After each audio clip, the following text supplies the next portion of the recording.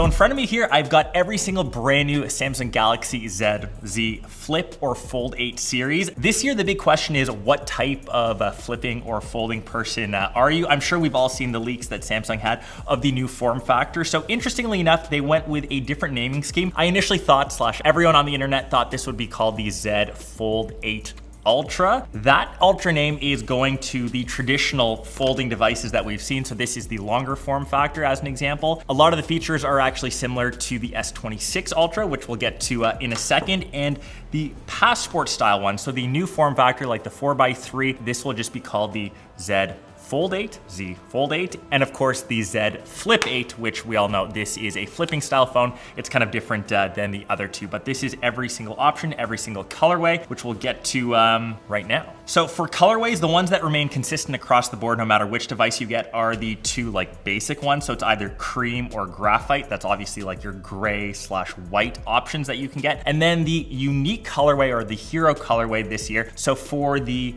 Z Fold 8 Ultra, that is Violet Shadow. This one's a lot darker than the rest, almost like a really dark, like wine, dark cherry. If you kind of glance at this and the graphite, both very dark. I would actually say that the dark violet is the darker of the bunch, and the online exclusive of the Ultra is Green Shadow, and I actually have these devices at pre-launch. I'm heading to Unpacked in London. If I can get a quick shot of that, it will be inserted right here. And on to the standard like Fold 8 series. So obviously we've got the graphite, the cream. The hero color here is Lavender. So you can see it's a lot lighter, more pastel-y than the Violet Shadow, and the online exclusive for the Fold 8 is Pistachio. And over to the Flip, the hero colorway is Pink. So you can see this one is the brightest of the bunch, and the online exclusive of the Flip 8 is Mint, which we've seen before, but that is every single colorway broken down. Let me know what your favorite one was. I really like this Violet Shadow. It's like really dark, really moody, and just like slightly different than what you would see on graphite. For the Fold 8, I'd go for one of the more neutral ones, and then for the Flip, which I feel like is a bit more fun, I would go for something like the Pink or even the Mint, which I think is a bit funkier and suits the Flip 8 series the best. So that is colorways explained. Let's go through the key differences between all of them, which I think a lot of you are kind of looking at. So you can think of the Fold 8 Ultra as essentially the S26 Ultra with a folding form factor. So it shares a lot of the same features. It shares actually the same camera setup. So obviously on the S26 Ultra, we have the 200 megapixel main, 50 megapixel ultra wide, and the 10 megapixel telephoto. But I guess technically on the S26 Ultra, you have a 50 megapixel telephoto plus the 10, plus that little laser autofocus sensor over there as well. So technically, if you're looking at just like camera specs alone, the S26 Ultra still is the king or the cream of the crop, I guess, over on Samsung. So what's new this year to the Fold 8 Ultra is the form factor, considerably lighter and thinner as well. So compared to the Z Fold 6 as an example, that's usually like the 2-year refresh cycle. This is 27%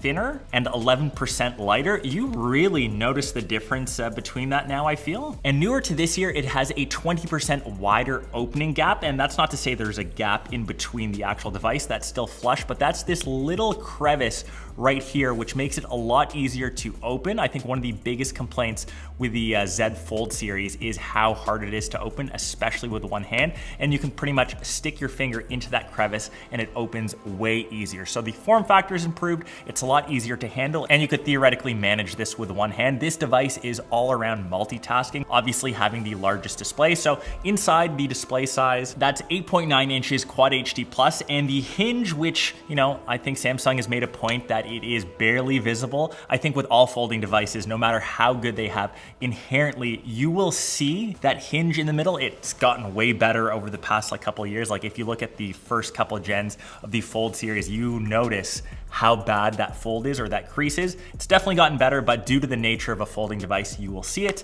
And over on the cover screen, so this is 6.5 inches, that's full HD plus. And if you're unfamiliar, for the cover screen, that's a 21:9 aspect ratio. Personally, I've always found it a bit too skinny. You can theoretically still browse the entire phone, use the entire phone without unfolding it if you want. But the key thing, like I said, for that productivity, once you open it, when you're multitasking, when you're using multi-window, for example, if you're watching like YouTube videos, or you're watching a lot of the World Cup, you can still chat with friends. You can do multiple things at the same time with this large display. So it does get 3000 nits of peak brightness, but now it has a sharper PPI of 442. We still have the same 10 megapixel cameras like the front-facing ones, both on the inner display as well as on the cover screen. So internally, it's rocking the same specs as the S26 Ultra. So it has the latest silicone, which is actually found across all of the devices now. So that is the Snapdragon 8 Elite Gen 5. That's tuned for Galaxy, so slightly better processing. As a reference compared to the last gen, that's 6.9 times better NPU performance, so better AI tasks, 1.6 better GPU performance, and 1.1 times better CPU performance. They're flagships, they perform, great. One thing that carries on over from the S26 Ultra, once again, a lot of the AI features, but also useful stuff like horizontal lock. So that's when you're taking a video, you can keep that completely pretty much like still.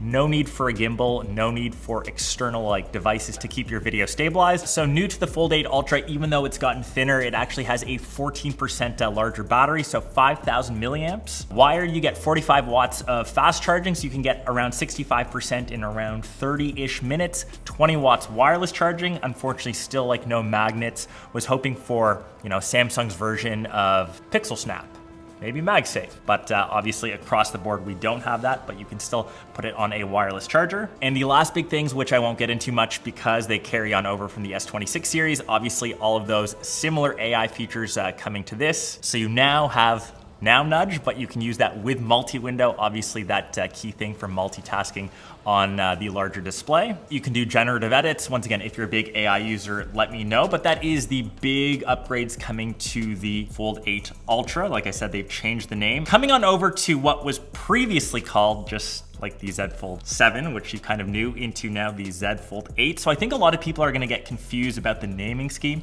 Just note that the longer, thinner device is 3 cameras, Ultra, premium features. The now Z Fold 8. This is the new passport style aspect ratio or form factor. And if you haven't held one of these before, like I held a Huawei device when I was in China, and I kind of dig the form factor. Like surprisingly, it seems a bit strange, but it makes like a ton of sense. So this device is really meant for people that still want the flexibility of the 2 displays. In my opinion, a lot more usable, like this form factor. So the big reason why they're not using the Ultra name for, I guess, like this form factor, obviously like pricing wise, this comes in like cheaper than the Ultra series. You can also see the big difference here. So this only has 2 cameras compared to the 3. So this has a 50 megapixel main, 50 megapixel ultra wide, and also for the resolution. So we just have a full HD plus cover screen. That's 5.5 inches, 1972 by 1248. Of course, that's Gorilla Glass Ceramic 3. That's actually the same glass on the Ultra, which I forgot to mention. And on the inside, this is 7.6 inches. That's 1848 by 2448, technically QXGA plus. Still dynamic AMOLED 2X and up to 120 hertz refresh rate. And when you think about it, who is this device really for? Obviously here you can multitask with the larger display, but after using this for a while, this is really great for social media use. I think especially with this cover screen aspect ratio, it's 10 by 16. When you are swiping between TikTok content, YouTube Shorts, Instagram, whatever your poison is,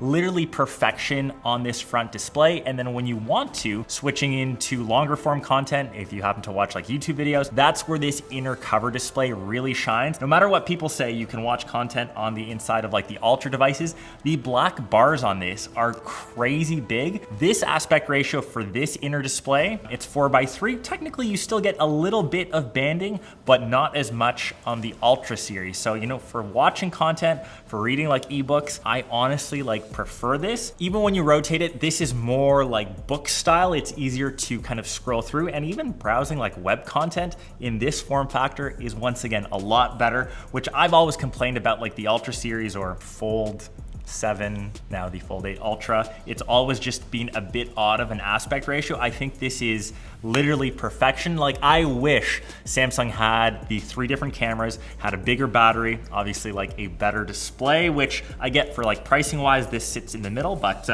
that is what it is. IP48 water and dust resistant, that's actually the same across all 3. It also has the same charging speed, so 45 watts wired. You still get that same like fast charging, 65% in 30 minutes. 1 hour less of video playback because slightly smaller battery, like I said, 4800 compared to 5000. I mentioned this has the latest Snapdragon chip, so performance very similar across all 3, but that is the new Fold 8. And moving on to the last flip device, folding flip device. So this is the traditional like flip device that you kind of know and love. It flips out in a completely different way. So this is the classic flip style. So this is 180 grams now. So it's 6.1 millimeters. So it's lighter and thinner before. So previously it was 6.9 millimeters thick. This is technically the world's thinnest clamshell phone. So overall it is 12% thinner and 4% lighter. It shares that same mechanism of the larger gap. So it's easier to open up and to use, especially in one hand. This year you'll get more customization on the flex window, so you can change that between a bunch of different wallpapers and have access actually to more apps. Makes it more usable in its closed form factor. So that is 4.1 inches, 1048 by 948. It's only HD plus, and on the inside, so that's 6.9 inches. That is 2520 by 1080. That's of course a full HD plus dynamic AMOLED 2X. You still get the 2 cameras, so 12 megapixel ultra wide and 50 megapixel like main, the wide camera, and you get all the benefits of the flip style, so you can still record in like camcorder mode if you want to hold it like this, or if you want to use it to take selfies as an example, you can kind of flip it down. That's always been the main benefit. Battery on this is 4,300 milliamps, and across 3 different options now of flipping or folding devices. Let me know which one you would take. So in terms of like pricing, unfortunately, we were not saved a price increase. As an example, here in Canada, the Ultra now is $200 more. So I'll leave the numbers fully on screen. I'll try to do like the USD comparison, but expensive devices, especially if you spec them up to 1 terabyte, which you can actually do for these 2 models. Unfortunately, on the Flip, that's only up to 512 gigs. I hope you enjoyed my coverage of the Fold/Flip 8 series. Like I said, we'll be at Galaxy Unpacked in London. So if there's any extra footage, any extra clips you want to see, just wanted to make this video kind of quickly to showcase obviously the colors, all new devices, and of course the new passport style form factor, which I honestly love. Cannot wait for more brands to release similar ones, which we know are coming in the future. And if you prefer this form factor over, say, the classic, like now Ultra named Fold 8, let me know, and I'll catch the rest of you in my next vids. Peace.